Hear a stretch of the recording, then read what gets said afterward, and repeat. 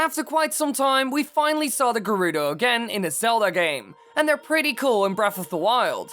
But in a lot of the games, they are nowhere to be seen or even disappeared all of a sudden. In 2 of the 3 timelines, we don't even see them in Hyrule. So let's see what happened to the Gerudo in all the timelines.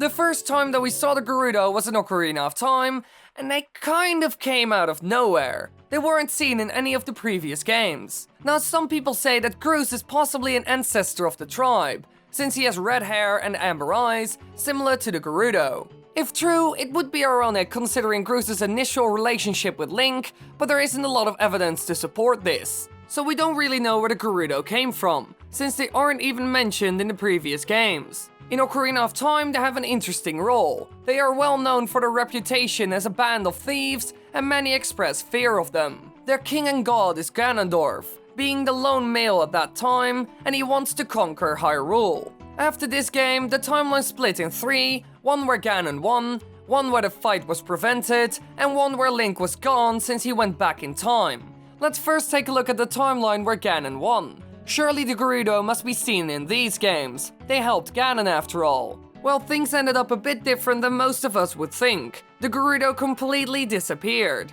The only members of the Gerudo race are seen in the Oracle games. I'm talking about Twin Rova. And they refer to Ganon as King of the Gerudo. Besides that, we don't see them in the timeline. But the Oracle games don't take place in Hyrule, so they disappeared there in the Downfall timeline, even though their king won. Well, that's because Ganondorf was sealed within the corrupted Sacred Realm by the 7 Sages once he obtained the remaining Triforce pieces from Link and Zelda. So yes, in this timeline he won and did a lot of damage to the kingdom, but the Sages still managed to seal him away.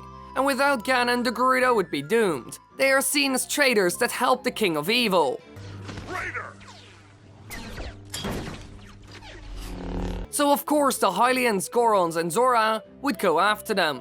This is most likely why we don't see them in any of the games in that timeline. They were most likely banished or killed, and they never really recovered from that. And so the Gerudo disappeared from Hyrule in this timeline. Now for the next one, the Child timeline. Here Link warned Zelda about Ganon's plans, and this prevented essentially everything. However, something else did happen. A war between Ganondorf and his forces, and the Hylians and their allies. Several years after the failure of his attempted invasion, Ganondorf was taken prisoner in the Arbiter's Grounds prison, where his execution failed, and so they sent him to the Twilight Realm. Now in this timeline, we only see the Gerudo and Four Swords adventures at the very end of the timeline. Here, a tribe of Gerudo live in Desert Village, within the Desert of Doubt in the southwest corner of Hyrule. Unlike previous appearances, they are not hostile to outsiders and have a good reputation in Hyrule. So they completely changed all of a sudden. How did that happen?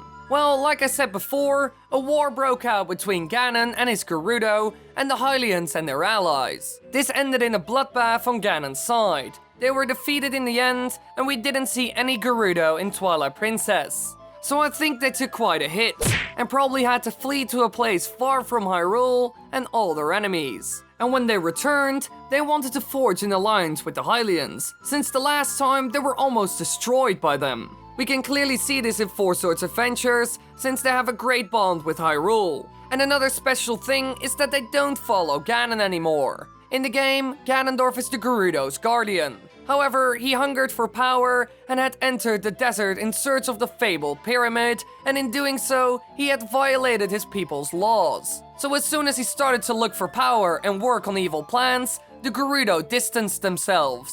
They are loyal to the Hylians this time around, so it looks like the Gerudo learned from their ancestors. And they most likely survived in this timeline because of that reason. But what about the last one? The adult timeline. Here something terrible happened. In this branch, the hero didn't show up when Ganon attacked Hyrule. Left with no other choice, the citizens pleaded to the gods and they answered their prayers, instructing those chosen to take refuge on the mountaintops before they flooded Hyrule, keeping Ganon and his army trapped in time underneath the waves. Now, as you could have expected, the Gerudo met with the same fate, being washed away by the water. They betrayed the goddesses and helped Ganon almost destroy Hyrule, and they maybe even did it a second time right before the flood. But then we would see Gerudo in Hyrule Castle, since that's where a part of the army got locked away. Or it could be that the Gerudo weren't part of that attack, so we can't be completely sure. Yet again, the Gerudo aren't seen in the entire timeline, not at the beginning and not at the end. So overall, the Gerudo's fate has been horrible, mostly because of the choices they made. Just never work with Ganon, he's a terrible boss, that the income is almost non-existent, or you end up dead, who knows? Wait, what? Hello? Hey, yeah, this is Dr.Wily from the future. You're forgetting something. If you don't mention it, then whew, people will roast you in the comments. You know, the new Zelda game, The Legend of Zelda Breath of the Wild. We see the Gerudo in that game as well. Oh my But of course! Here the Gerudo have an entire empire, a huge city, and incredible wealth, and they're also not hostile. However, we still aren't completely sure about the timeline placement, since it could be either adult since they mention Gerudo as a sage, or the child timeline since Zelda mentions Twilight Princess in a cutscene, and also a lot of other games like The Wind Waker and A Link to the Past, and the game is also more than 10,000 years into the future, a lot can happen in that time, so we can't really do anything with it at this point. As you can see, it doesn't end very well for the Gerudo overall. Together with Ganon, they almost always lose. Hey there lovely people, I'm coming over to Birmingham for Insomnia and the Symphony of the Goddess on Sunday. Me, Zeltec, Birdkeeper Toby, PD Winnell, and many more will do meetups, so be sure to follow me on social media to know where we are. I would love to meet you all, and the first person to arrive at a meetup will get a signed amiibo or plushie. Thanks for watching everybody, I hope you enjoyed. If you want to watch more videos, click the annotations on the screen right now. And don't forget about the meetups, it's going to be a lot of fun, so check out the social media links below.